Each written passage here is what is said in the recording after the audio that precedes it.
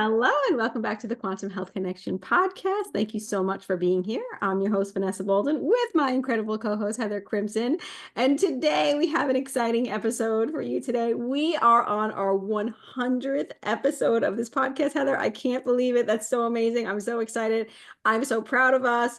I'm so happy that this community has, really been interested in our work and what we're sharing and everything. So it's just been a really great journey. And I love doing the podcast. And I can't believe we did it to 100 episodes. I'm so excited. Here's to 100 more. And yeah, really, really excited. So thank you so much for being a part of our community, everybody, and following and listening and being here with us through this. Yes, thank you for following us and for going along with us on this journey. Vanessa and I have been so grateful to know that you're there listening and enjoying and learning, and that you're uplifting your health, you're elevating your life, you're increasing your voltage, all the things. And so we've also obviously grown a lot on this journey. We're going to just maybe share a little bit about off the top of our heads. Like, I don't have a speech or anything presented. It's just really all from the heart, right? It's all raw, organic. It's just in the moment. That's how I like to live experientially. And yes, there's planning, and Vanessa's like amazing at making sure our podcast is all buttoned up and all the things, and reminding me, what time everything is. So we have a good complementarity that I'm so grateful to work with you, Vanessa, and helping, with your strengths, and then, what I bring. And I think we just really have a nice flow. So I think that's helpful for people. That's actually nourishing, that we're offering not only practical information about quantum biology, which quantum health, which includes homeopathy. We're also offering our hearts. And right, this is love. Like, you heal through love. It's not like, hey, I have to remember to take this thing or go outside at this time. Like, that's great. You need to do that.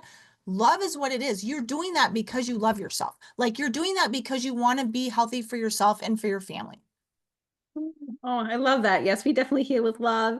And the podcast is all love for both of us, to share this information. We share it with our passion. It's our purpose it's definitely our purpose. It's definitely, love connection between the two of us, like we have this love for each other. I mean, honestly, I love the interviews, but I also love just the episodes with Heather and I chatting, because it's just like two friends who love each other, getting together, hanging with each other and talking. And then like you get to be a part of that on the other side, right?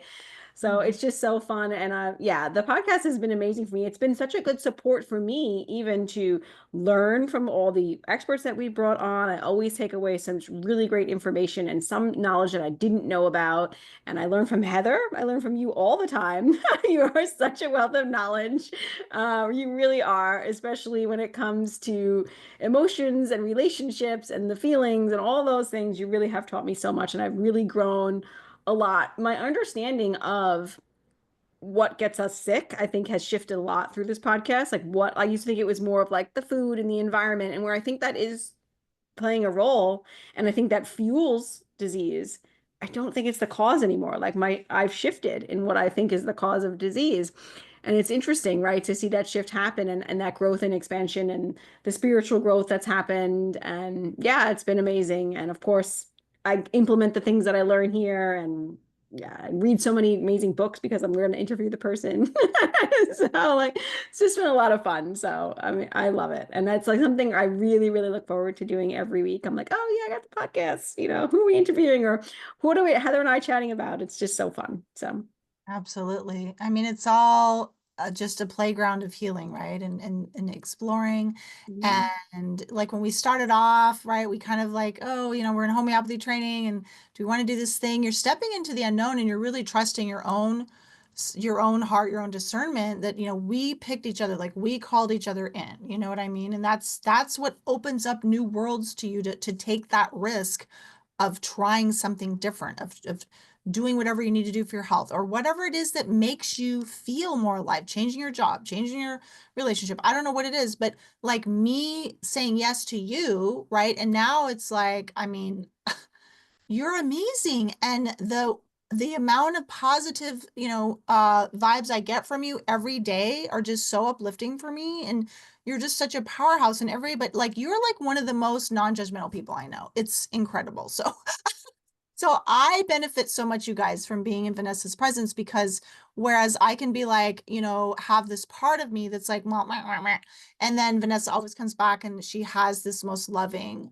reframe on it that really helps me. And so it's just so much goodness. And then all of our guests, absolutely, Vanessa, have been like every single person, they show up with just they're donating. I know that's not the best word, but they like are gifting us their presence, their knowledge, their history, their all their lineage. I mean, it's the quantum impact of podcasts. And honestly, I was never a big podcast person before we started. Before I started my own, it was like, yeah, once in a while I listen to podcasts.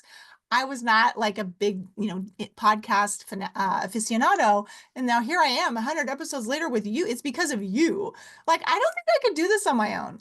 I don't think so. Aw, you're so sweet and so kind. And I love that. We like chose each other and we both compliment each other. You keep me like on the straight and narrow. You keep me on topic, keep me on, you know what I mean? Like keep me more level-headed, you know? I could just like talk and talk for hours. This podcast could be like 4 hours long without Heather keeping me on track. So I love that. And yeah, you are such a kind, good soul. And you have so much wisdom and so much knowledge under your belt and just have been through so much yourself and have taught me so much too. And it's just so beautiful. And I'm just, man, I appreciate your kindness and your thoughts. And yeah, it's so kind. So yeah, I mean, it's beautiful. I love it. And honestly, I love podcasting. And I don't think I could do it by myself either because it's not as fun. Like it's more fun to do it with somebody and chat with somebody each week and like chat with a friend. Like, like it makes it more fun and entertaining. And yeah, it's really great. So, yeah. Yeah. So we are going to play more together. I have been thinking, you guys, about doing something with water, an offering, and I don't want to call it a workshop. Honestly, I don't like the word work in the phrase workshop. So we're going to be like a play shop, or we're going to play with water. And we've obviously been learning a lot about water since we started our quantum journey, quantum biology, in homeopathy. Water is the foundation of homeopathy.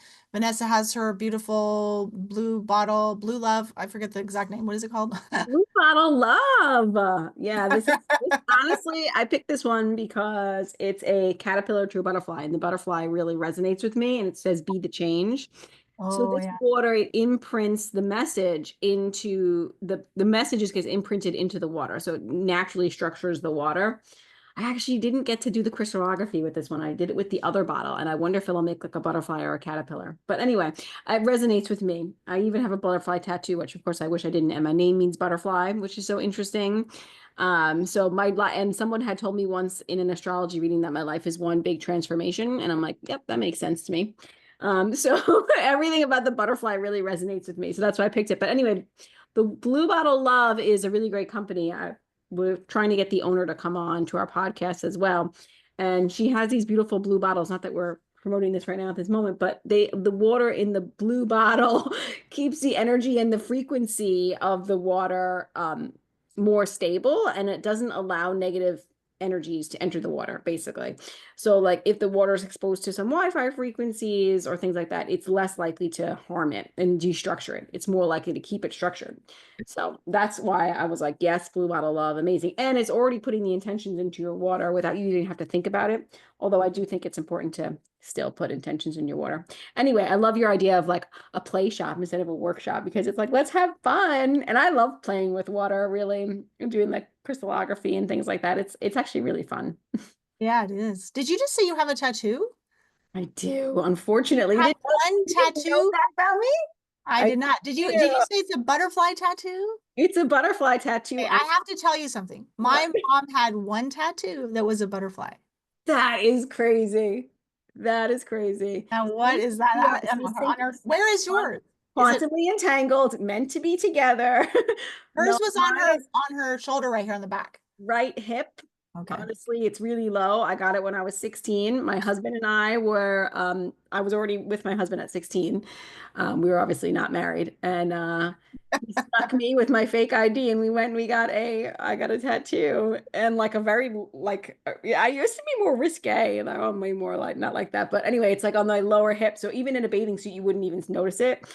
Um, and then I'll just tell this story really quick. I got sick at 16, also a couple months later with pancreatitis, which is like unheard of. Like who gets pancreatitis at 16? But Anyway, that's what happened to me. And I like literally was with my mom and doubled over in pain. And I literally like just got undressed in front of her, like quickly, like without even caring. And she's like, "You have a tattoo." She couldn't be mad at me because she was so worried about me at that time.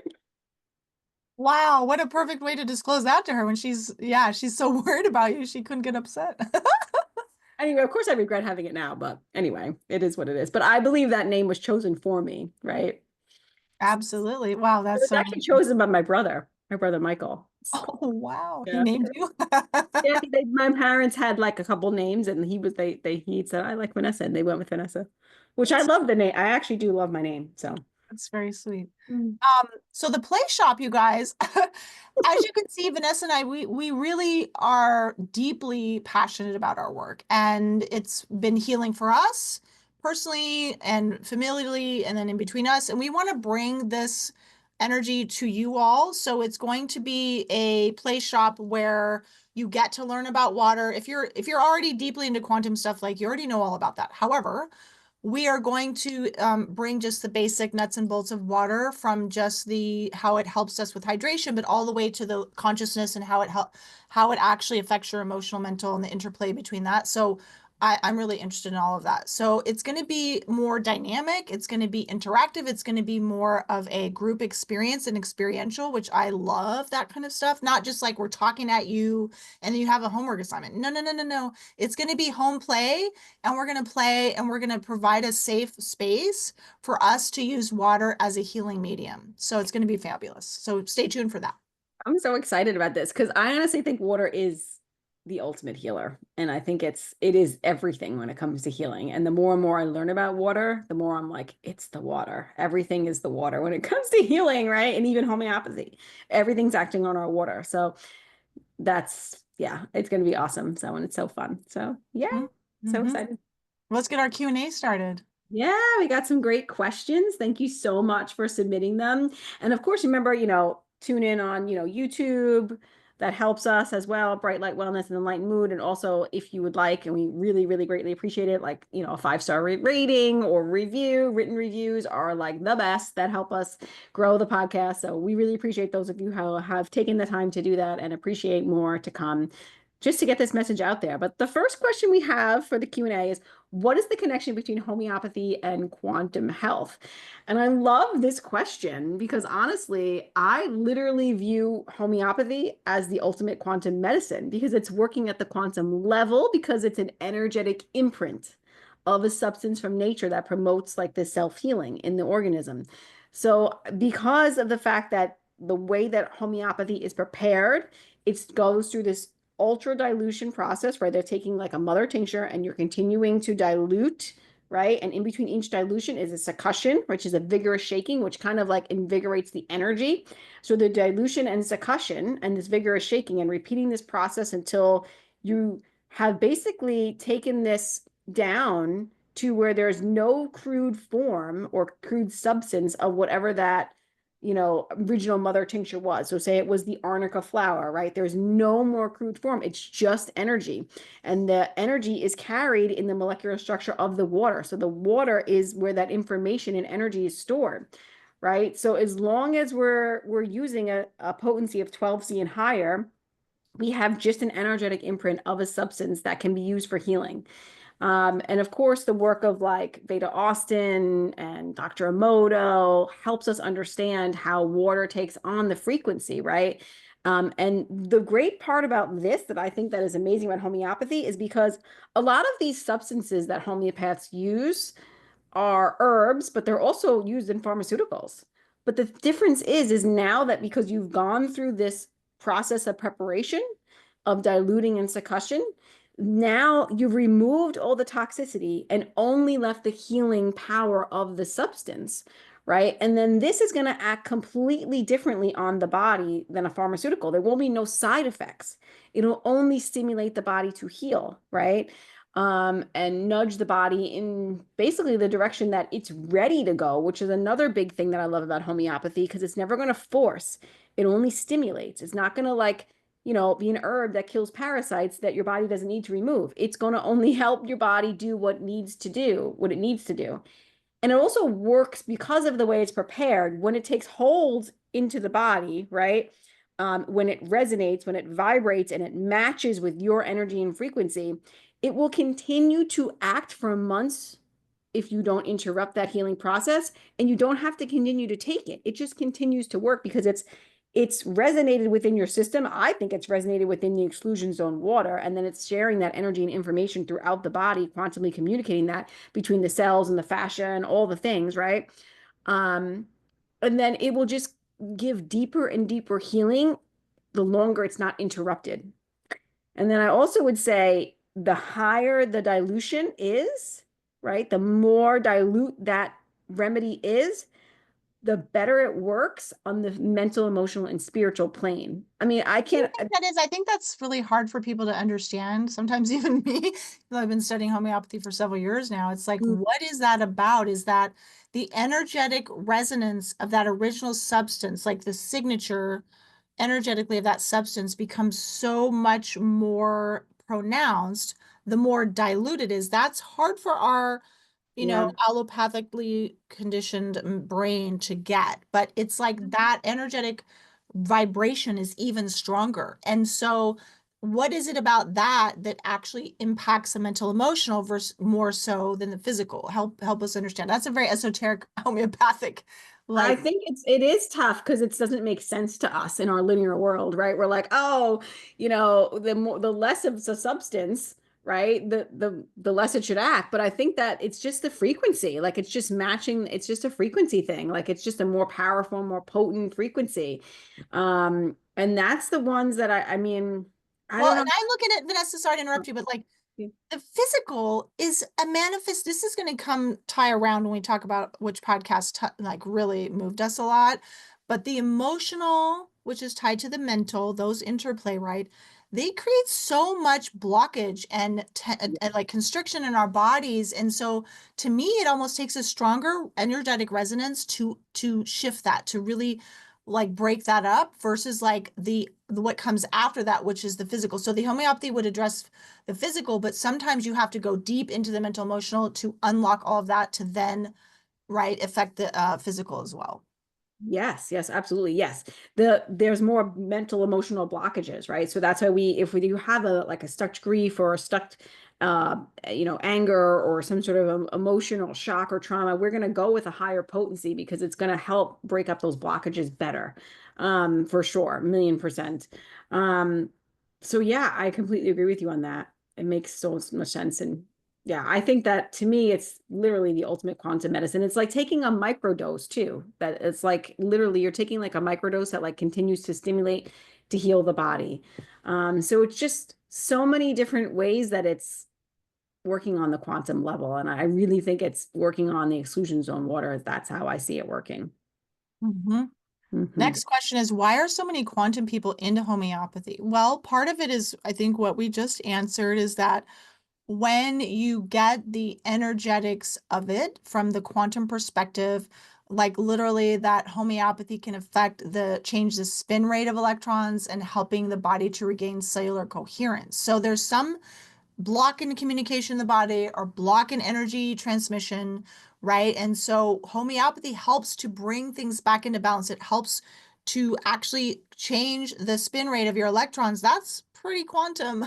So of course, people who are really invested or rather kind of absorbed into the quantum, right, science of it are going to think, wow, homeopathy is going to be the first line of intervention. I mean, of course, you're going to do your sunlight and manage all of those things, but then homeopathy to me is like they all go together. It goes together. Yeah, it matches for sure. And sometimes we can do all the sunlight, we can do all the grounding, we can do all the perfect diet, we can do all those things, but I don't know if that's actually going to remove like the effects of suppressive therapies on our body, or if it's going to actually remove the trauma that's causing like literally a blockage in your ability to heal, or it's going to remove your stuck grief, or it's going to like sometimes we need more than that. And sometimes it is enough. It depends on the organism, depends on the person's level of health, right? So, I mean, it's always a nuanced conversation, but I really think the reason why quantum people are into homeopathy is because of its impact on the mitochondria.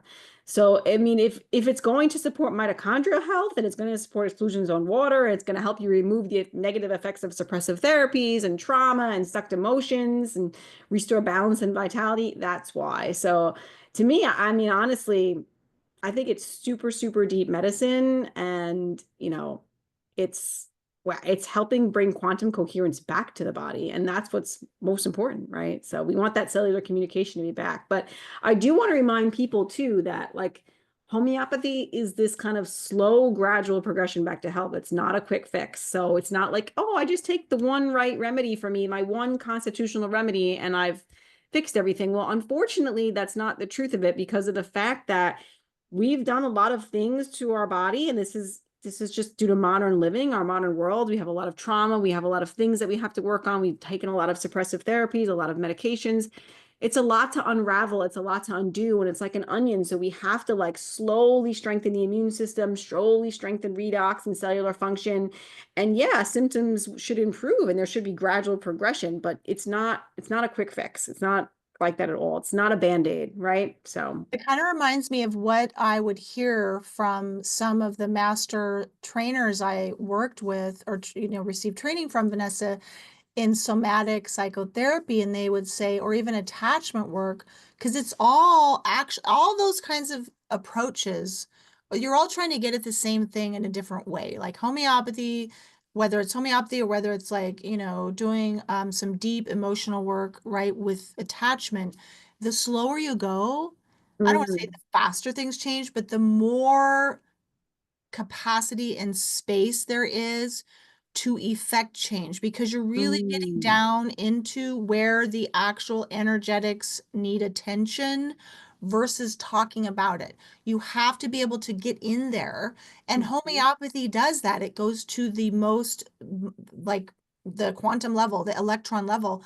And the thing is that came up when you were talking about that for me is that homeopathy is bringing back coherence by helping to increase your body's energetic potential, right? So it's mhm, actually expanding exclusion zone water, which then helps your body to do what it needs to do to heal. The thing is when you think about even in psychotherapy, you're slowing down and you're expanding those places at which things start to get harder. When we start, here's what happens. Emotional start to come up and people will scrunch down and they'll push it back down. It's like, ugh, right? So the more we hang out right at that place and try to be able to work with that knot, so to speak, in that block, you expand the focus on your experience in that moment. It expands exclusion zone water. Like that just came to me. I had to say that. Yeah, I love that. That's beautiful. I love that you said that. And yes, it's absolutely expanding the exclusions on water. And then it's removing like what doesn't no longer serving us, whether that's emotional, whether that's, physical, whether, whatever in every capacity, spiritually. So like I love that expansion process. And I think that anytime somebody's offering you something that's like, oh, you're going to be better in this much time, like a couple of weeks, or like gradual and gentle is the way healing should be, honestly. I don't think it will be long lasting, honestly, if it's not that way. I really don't, because the body needs time to integrate the changes, for sure. That's my thinking on that as well. So I love that like whole expansion process. I love it. It's beautiful. Amazing. Anything else on that one, Vanessa? Let's see. No, I think that's good. I think we got that. And yeah, All the right. next one is about methylene blue. What are our thoughts on methylene blue? It's funny because I took methylene blue without even knowing it, which is kind of a funny story, is back when I was still using pharmaceuticals for my issues, my health issues, I took a medicine for the bladder called Urabel. And I used to take it and my urine would turn blue. And I'm like, that's so weird. And it would help my bladder pain. And I was like, oh, okay, well, I'm glad I have that in my back pocket whenever I need it, right? That's what I used to do, take it when I felt like I couldn't handle the pain. And I had no idea it was methane blue until I started learning about methylene blue and all the quantum stuff. And I'm like, hey, I took a medicine that used to turn my pee blue, and then I looked it up, and of course, methane blue is in it. So I just think that's funny, but it's interesting that it's used, in pharmaceuticals as well. I mean, with that being said, methane blue is a great mitochondrial support. It's an electron donor. It's an antioxidant. It actually works really well synergistically with red light therapy, but I don't think it should be something we use daily or long term. I think it should be like a short term, support, but not a cure-all. That's my thought. Like there's no supplement that's a cure-all in my opinion, but yeah, can it be supportive? Yeah, it can be, especially like if you're going on a flight or if you're in an acute situation, or you want to try it like here and there. I mean, I think supplements or things like this should be used more in cycles. And I would say that if you want to try methylene blue, you need to go very, very slow with it because not all people respond well to it. Um, so just go really slow, give like the tiniest drop and see how you do, and then go Yes, from there. absolutely. You Because want to use caution with these kinds of things. yes, 100%, a million percent. Don't just like jump all in on it. And I personally wonder, like, I think suppression is the root cause of all disease, right? Suppression on the physical level and the emotional level. And I think if we continue to use something like methane blue on the daily regular, even though it's an electron donor and it's an antioxidant, well, you are squelching the body's natural inflammatory response, which is how the body actually heals. So I don't want anything to interfere with that for somebody to use it on the daily regular. Also, that's my other thought process on it. So like I think intermittent use can be helpful, but not something to use every day. What do you think? Absolutely. Well, there's a biphasic response too. Like, so up to a certain point, it can be helpful. And then when you surpass that, it's going to have deleterious effects. So, Mhm. you really need to know what you're doing when you use a substance like this Yeah. and know your body. So for me, say for example, when I was in transition, moving to another state, all that kind of stuff, like um for me with my mitochondrial Mhm. situation, like the status of my mitochondria, because I had a lot of damage of my mitochondria in early life from just high stress from trauma. So I recognize now, like knowing all the things I know, that I can only do so much intense stress for so long. And then I Mhm. start to really struggle or I'll get sick or something because my mitochondria aren't able to keep up with that intensity, that intense stress level. So I did use some methylene blue while I was in transition and then recovering because, moving is one of the top 10 stressors. And then other things Yeah. I had going on that were also in that top 10 list. So I really needed that support. And then I naturally just sort of like stopped taking it. I didn't even plan it. I was like, Right. just stop taking it. And so I had enough. But I did take a little this morning because I felt a little drained, but it's because of my mitochondrial function is not going to be as robust as somebody who, for example, didn't experience what I experienced. You don't need this kind of thing.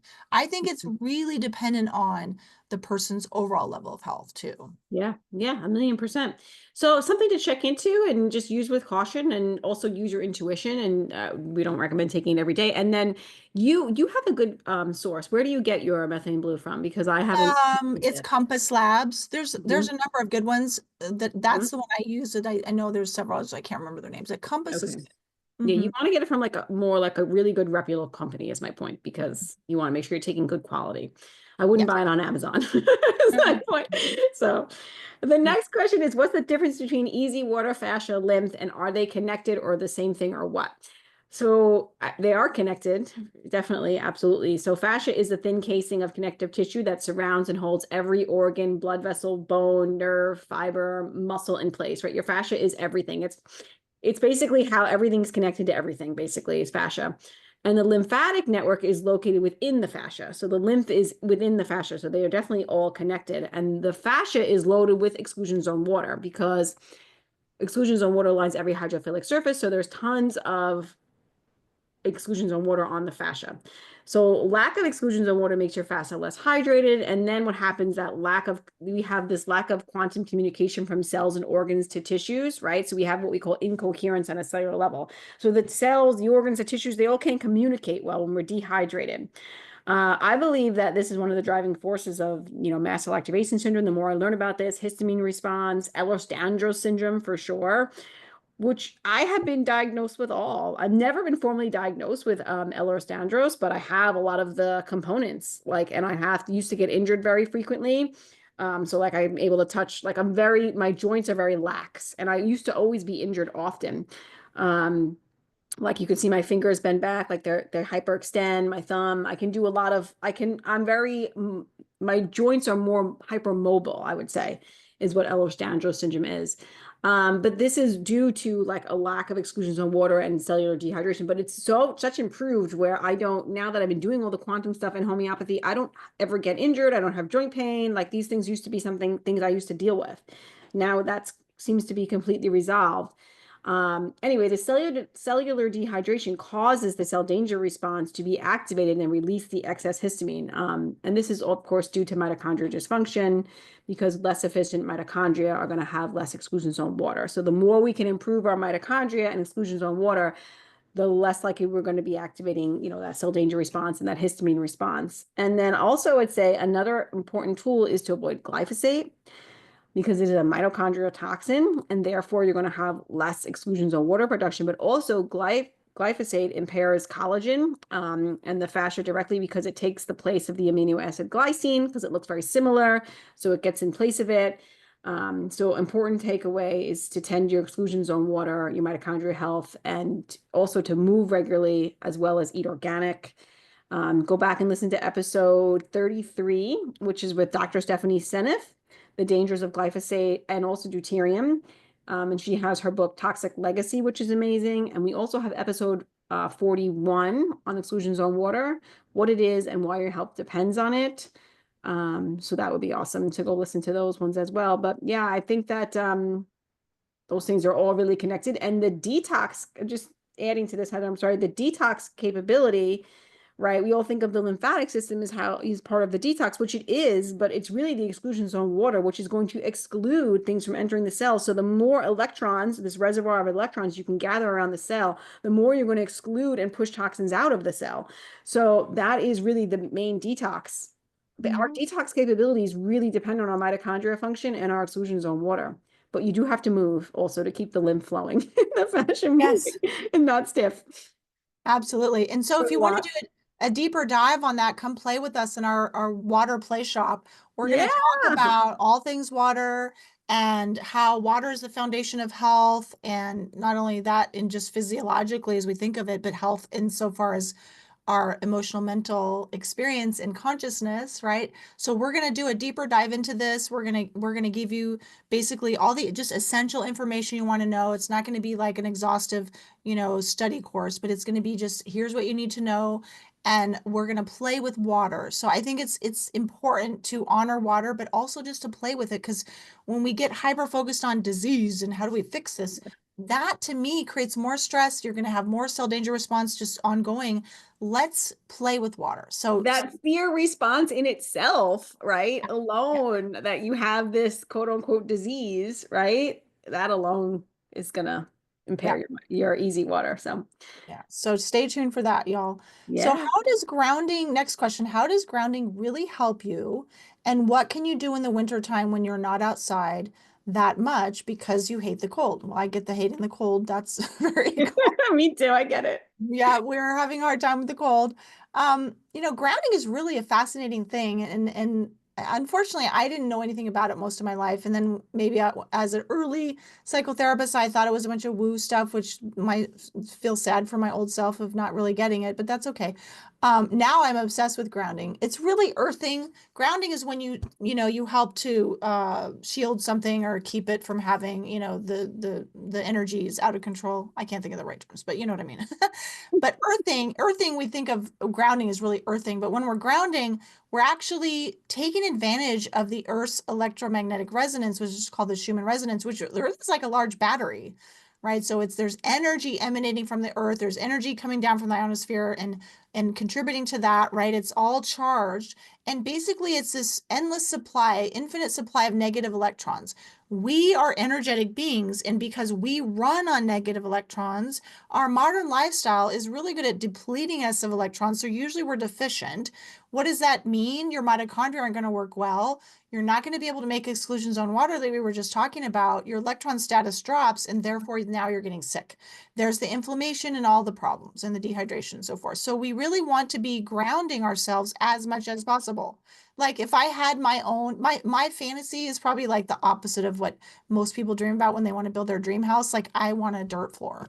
Oh my God, I would love a dirt floor. I'd be the only one though. My husband, my feet are always dirty everywhere we go. This is like kind of embarrassing, but my feet are always filthy. He's like, you'll come to bed with dirty feet. I'm like, I don't even care. Like, because I'm not the kind of person that should like shower every night before they go to bed. But literally, like when we're in the RV, I have to always wash the sheets when we get back because literally there's like sand in the bed for me because I'm like such a dirt bomb because I'm always grounding. But I love it. Like I hate shoes. I love to be barefoot anytime, anywhere. I would love a dirt floor. Oh my God, I would love to be grounded. I would sleep on the ground. Even bother I me. was thinking about that last night because I thought, I could do that, but I have this little mosquito tent because there's a lot of mosquitoes and flies when I was trying to sunbathe last summer. I thought, okay, that's enough. I could put my little tent so that I won't have any scorpions crawl me because there's like stuff out there and Yeah, they're well roaming that's not good. around. You don't want to have scorpions in bed with you. That won't work out. No, no, no. So literally though, when you touch, you can use your hands or your feet, but any part of your body will absorb these negative electrons. You Hmm. can touch the dirt, the grass, the sand. Those are the most conductive, especially if there's moisture. The ocean is like the ultimate. Like that's the ultimate, earthing experience. I miss so much when I was doing that in the Pacific. That was amazing. Plus you also have the minerals, but you can touch plants that are in the ground. Like there's ways to ground yourself that don't have to be a big deal. You don't have to you don't have to go out barefoot and all the time. However, it's the best, right? It feels so good. And your body literally instantly absorbs those negative electrons. And the cool thing about it is that it will send to your body those electrons where they need. Like wherever you're manifesting some health issues, like say you have a shoulder issue, like there's a deficit of, you have a low electron status there, right? That's the inflammation. It'll send them there. Super cool. Yeah, it's selective antioxidant, right? It's amazing. And that's happening through the exclusion zone, right? That's how they're getting to where they need to go. Amazing. Yeah, I love it. I would also add, that just it's associated with grounding helps the nervous system get more back in balance. So that's really important. It helps immune function. So that's awesome. And like winter tips, like you take a shower, you're grounded in the winter. That's actually grounding, especially if you put your foot like on the metal, but you just put your foot on the metal, like, Faucet or what? thank you, faucet or like drain. Thank you. That's what I was looking for, drain. Or in the bathtub, same thing. You put your foot on the metal and you're sitting in the bathtub, you're grounded. So if you're washing dishes, you're also grounded. But like touching evergreens on a walk, you can also like, if you hate the cold, you can like pour some warm water on the grass and then stand on the grass, touching a metal pole in the ground. So all of those are really great ways to ground. Now, you have a notice here about Laura Carnivore's indoor grounding mats. I have never used hers, so I can't comment.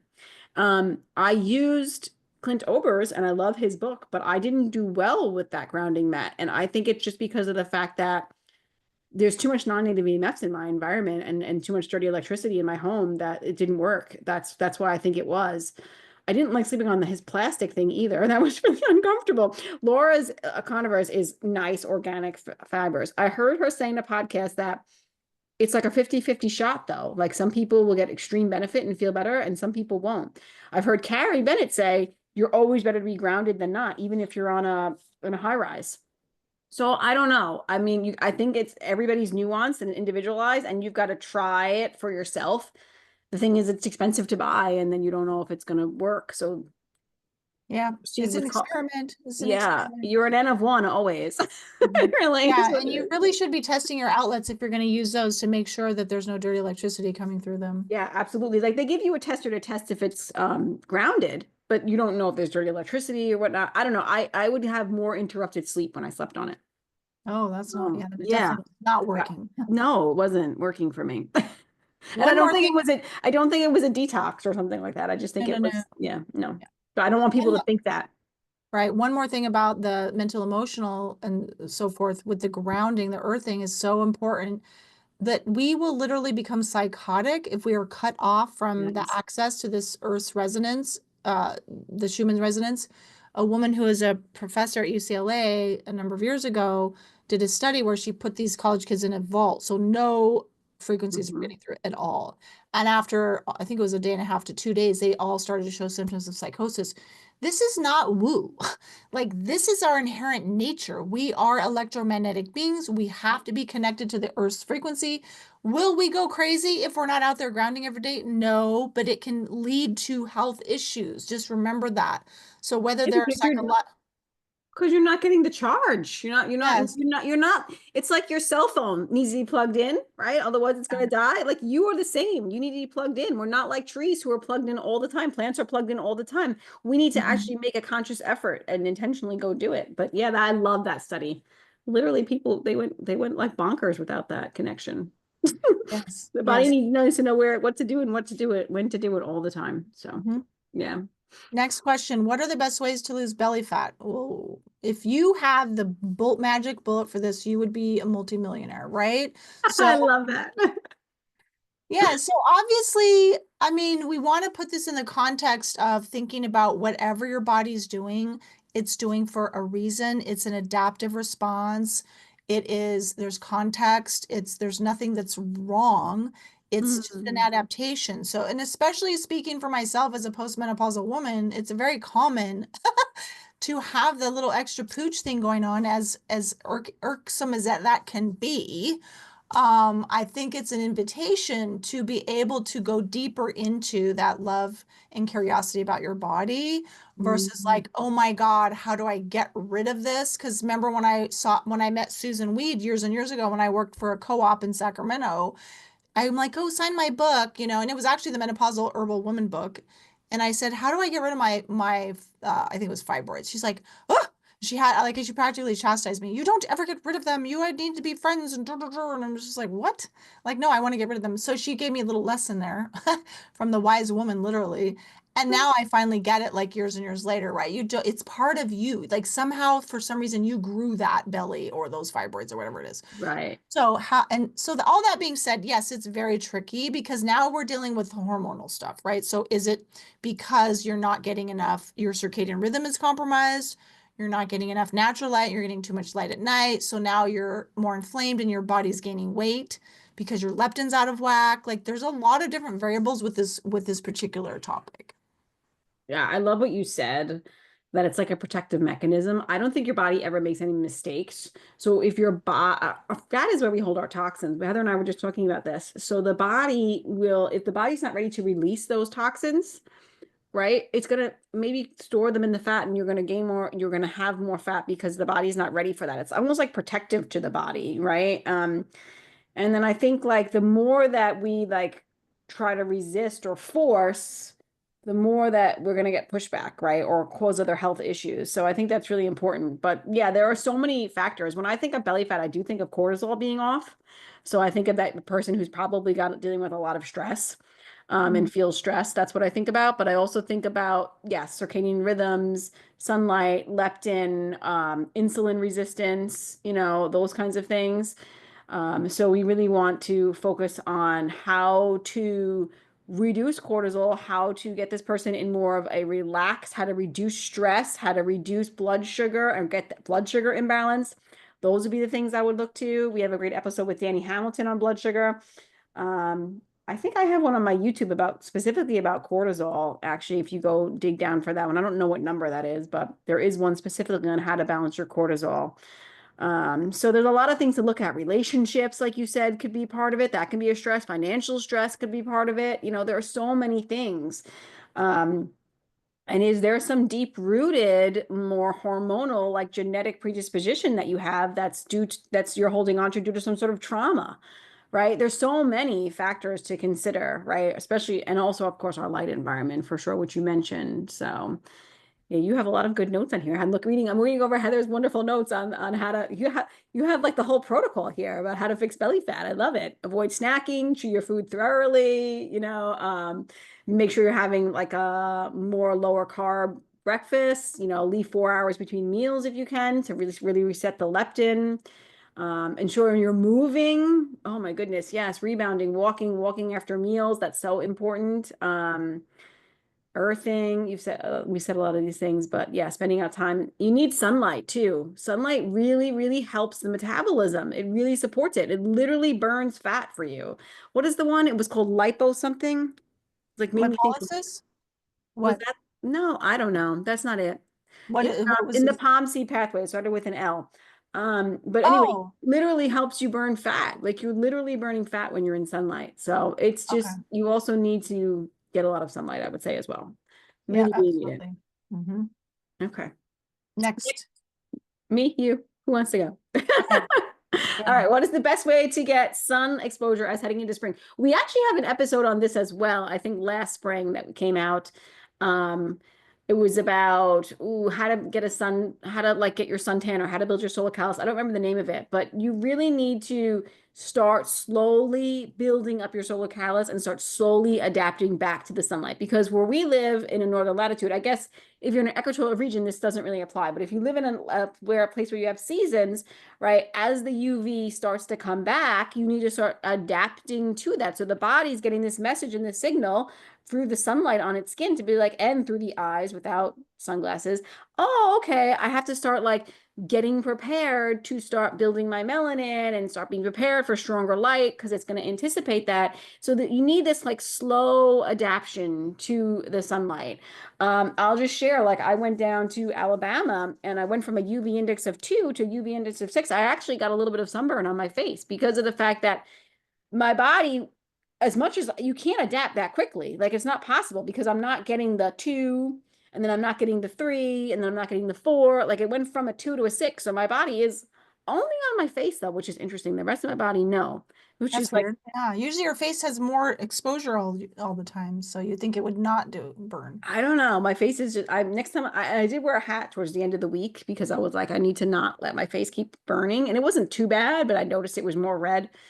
But anyway, my point is like your body, you cannot physiology, your physiology can't do that. Like you cannot go from like never going outside at all spring to just like, oh, it's a sunny day in June and go to the beach and then you burn, right? Like that's not the way, that's the way we're misusing the sun. So the idea is just to slowly, gradually build up a little bit of time every day as the weather gets warmer, exposing your skin, exposing your eyes. And if you keep doing that, make sure you get the morning sunlight, the sunrise light, the UVA light. That will help because each step of sunlight kind of builds upon each other. Um, and And yeah, your body, the thing that's hard for people, because it's like we think of summer. Yes, summer, the strong UV, it's amazing. No, you have to allow your body every time you go out during spring, it's adjusting. Every day it's yes. calibrating. Every day it's going, okay, now this is what it is. So you if you skip over that, because I mean, I speak for myself, it's easy just to not get out as much. And it's not as warm out. It's like it's not as appealing. It's 50 to 60 degrees, as when it's 80. And it's like, yes. But that is essential to help your body to prepare itself and to do whatever processes it needs to do pre-summer when it's like, the UV is high. Yeah, I love it. 1,000,000%. So yeah, just slowly build that adaptation up every Mhm. day, get outside. And even if you're building it just through the eyes, it even helps, right? Oh, yeah, So 1,000,000%. So get out there as much as you can. absolutely. How can I improve in how can I improve my energy level? I think is this next question was what it's asking. So we've outlined a lot of them, but just to make it succinct, is that your voltage, it's depending on, right, your overall electron status, negative electrons. So the primary ways to increase your energy level are to make sure that you're getting enough healthy natural light exposure, you're getting some earthing and grounding every day, that you really, really are very mindful of protecting your sleep and optimizing that, that you're getting plenty of movement, you have proper hydration, and don't forget about the mental emotional piece. Like that's huge because you could be doing all those other things, but if you have a lot of unprocessed emotional pain, that's going to drain your energy. And I think that it's hard for us to understand that because if we're not like actively miserable and depressed, if we're just like going about our business and we seem fine, you still have that energetic drain of the unprocessed emotion. And I know people are like, that's inconvenient. I don't want to deal with it. It's been 20 years. It doesn't matter. Like somehow, some way, you have to be able to open up that channel, access that pain pocket, and let that release. So, I think anyway, if you're doing all the things, like you have the light exposure and the earthing and the proper sleep and you're moving and you're getting hydrated, then you really have to look at the mental emotional, right? Because that is exactly. the missing piece. And this is where homeopathy can come in. A good therapist can be supportive to you, EMDR, EFT, myofascial release. There's so many things, right, to help you remove that trauma out of your body. Of course, eliminating junk food, of course, having proper meal timing, artificial light at night, not eating after dark would be really important. Oh, I love this one. Do things that give you joy. Yes, that's very important. Gratitude, lot of time with connection and people is really important as well. You actually gather energy just from being in connection with people, right? You actually gather Yes. electrons from that as well. Yes. And non-native EMF exposure for sure. That can really, deplete our energy battery for sure, big time. Hmm. We actually have a episode on this as well. It's called How to Have More Energy, episode 10. So go There you back and go. check out episode 10 because we actually did an episode on it. But yeah. Um, oh, and you put about methane blue. So you could use methane blue in a short term, maybe to help out. I think that's a good one. Mm. Our next question is from one of our beloved quantum friends, Laura Kissman. Hi, Laura. She says, congratulations, Vanessa and Heather, on your 100th episode. Second, let's see, glad you did this because I just realized I was not subscribed to your YouTube. You guys got to subscribe to both of our YouTubes, Enlightened Mood, Bright Light Wellness. And her burning question is, can you share which of your guests has impacted you the most personally? So what's inspired you to make the most changes or inspired your growth? And my answer was, gosh, there's so many episodes. I'm going to have to go back and take a look at them, just to look over them. And also I told Vanessa, I'm like, I don't want to like single out people because then I feel like the rest are be like, oh, ours weren't as impactful. That's some weird hang up I have. But anyway, I don't want anyone to single They're out. all impactful. Like literally every guest is impactful, but there are Yes. ones that hit us a little, like there are ones that hit me a little bit more. And it's just a effect. It's just an energetic thing, like, or just like maybe they're more like-minded or whatever. Like that's Yeah, all. so I'll just mention one of the ones like Paul Lean Dirts. I always don't know how to say his name, but the Root Cause Institute. Hmm. So he works with, this is number 82, you guys. So he Hmm. works with people on all the lifestyle stuff, but especially the mental emotional, insofar as how that chronic stress, like I was saying, of unresolved emotional pain creates cancer. That's how big of a deal is to not attend to your emotionals, right? Your emotions. So that's a beautiful episode. He's just so like open spiritually and doing a deep dive into the whole spiritual aspect of God and love and how that is the most healing energy. So that one did really touch me. Yeah, it touched me a lot too. It's actually my favorite episode we've recorded. And hey Laura, we love your podcast as well. And thank you so much for being a good friend and a listener. But yeah, it's my favorite episode because I honestly think he's getting to the real root cause, right, of the suppressed emotions. Because a lot of times we'll look at cancer or whatever, any chronic disease, and we'll look at it from the physical standpoint and we'll remove the infection or the parasite, or we'll remove the lump, right? But then the health issues come back or they come back deeper, right? Because we didn't actually address the root cause. And I loved his whole just, I think it's like you said about the connection and the love and the God, but it's also like he's relating that to the whole like quantum ripple effect, the whole quantum consciousness, right? Like, and how that all needs to be shifted as well. Like, our whole approach to cancer, like the whole war on cancer is not the right way to go, right? So I really love that episode. It's one of my favorites. And actually, the episode that I want to mention next is not actually out yet. It's going to be coming out the next week after this episode. It's with Gregory Glick, and it's on biofield tuning with what do you call that, with the tuning forks and the all the different sound therapies. So Gregory does like a little bit of a session with us, and during the whole session, he was using his tuning forks. And when he started using them, I automatically like felt something in my body, and I can feel energy. And I felt like the energy, like as he was hitting the tuning forks, I felt like energy actually like leaving up through my head. I know this sounds weird and woo, guys, but I really can feel it.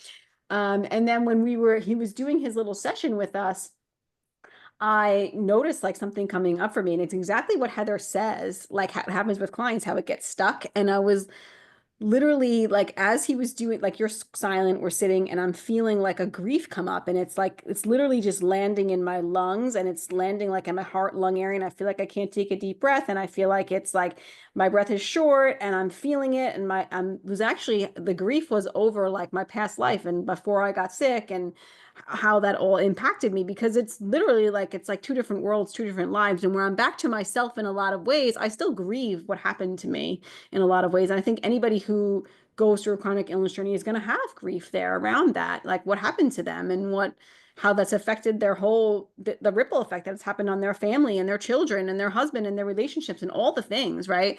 So it was coming up and it was kind of sitting there. But the most incredible thing is you'll hear Greg say that he feels the grief. Like he felt at the same time I was feeling it, he felt it. And there's no way that he could know that I'm feeling grief. The fact that it's Oh, that my energy field and his energy fields were connected and he felt my grief. And I was like, holy crap. Like I was moved by that.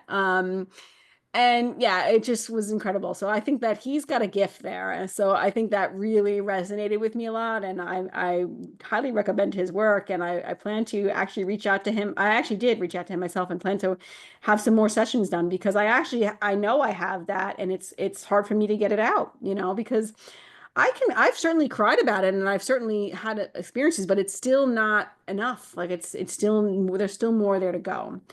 And then the other episode, so that'll be I 101. just want to say something about that before we move on. Oh, okay. Like while you were talking about it, that moment of what you were feeling, and then he said that, I had so many goosebumps, Vanessa. It's like, I think that's like the quantum tickle, you know? Yes. Yes.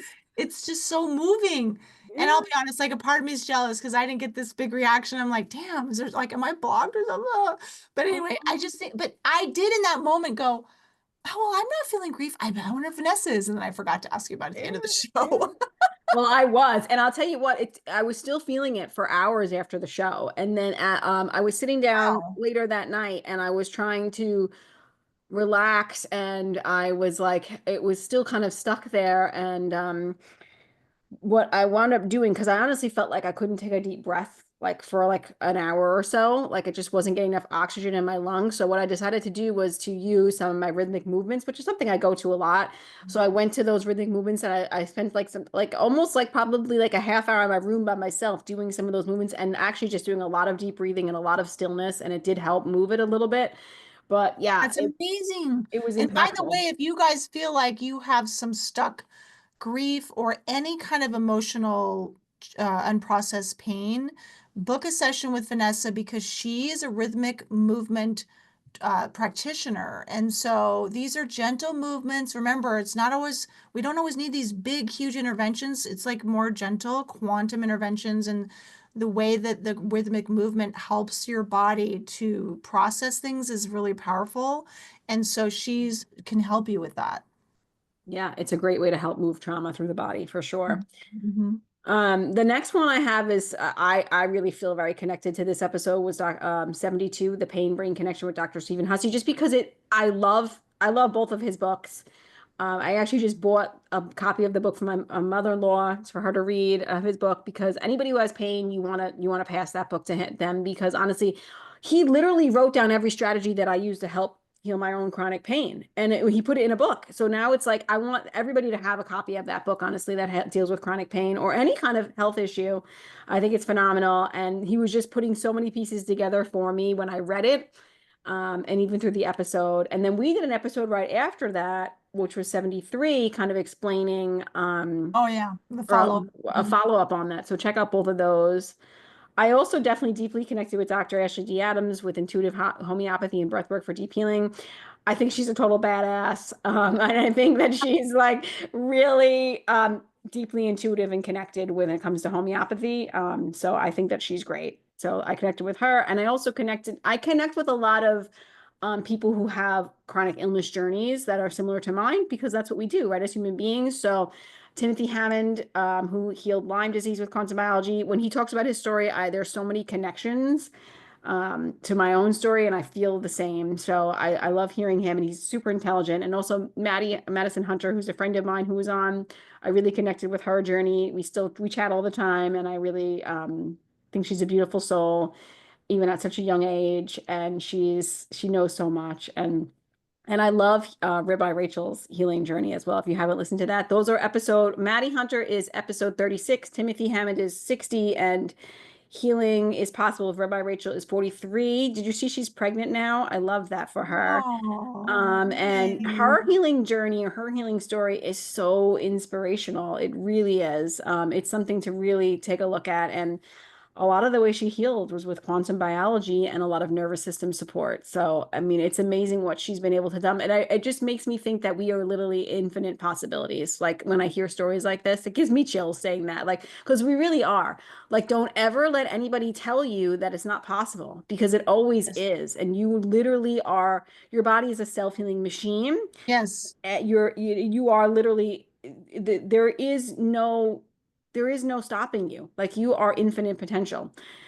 Yeah, Um, if you need help with trusting your body, understanding and believing and embracing your body's capacity to heal, and then also how love weaves into with all of that, listen to those episodes, you guys. So there you yeah. go.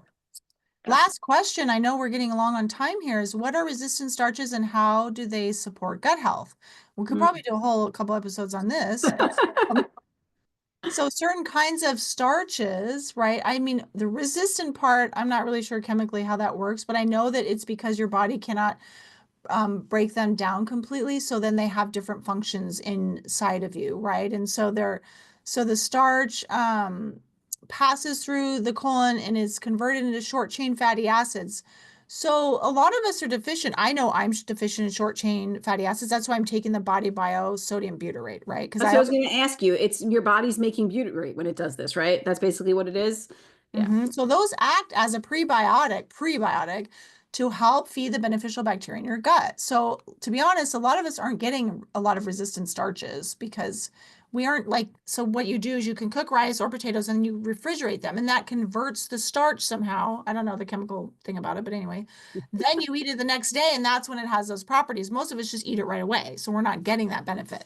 Mhm. And isn't it true that they would be less on the glycemic index as well when they're cooked and cooled, correct? Is that I true? think so. Yeah, because if Yeah. they're helping to stabilize the blood Oh, sugar. they're keto friendly and ideal for those on a low carb diet because it passes through the body undigested without spiking blood sugar levels, throwing the body out of ketosis. Okay, so it's better if you're going to eat potatoes or rice, it's better to eat them cooked and cooled for blood sugar stability as well, right? And then it's going to help give your body the prebiotics and butyrate it needs to support gut health. So that's really what the deal is with resistant starches. I don't eat a lot of resistant starches because I don't eat a ton of potatoes or rice. So I don't really eat them. So maybe I need to incorporate that and see how it goes.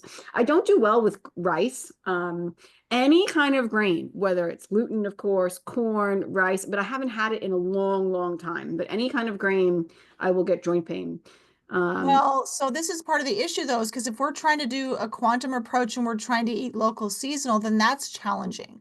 But yes. I think sometimes, you know what, we have to weigh, is it going to be more helpful to try some of this because of my gut issues and not Mhm. worry about the local thing? Because like plantains could be helpful for you.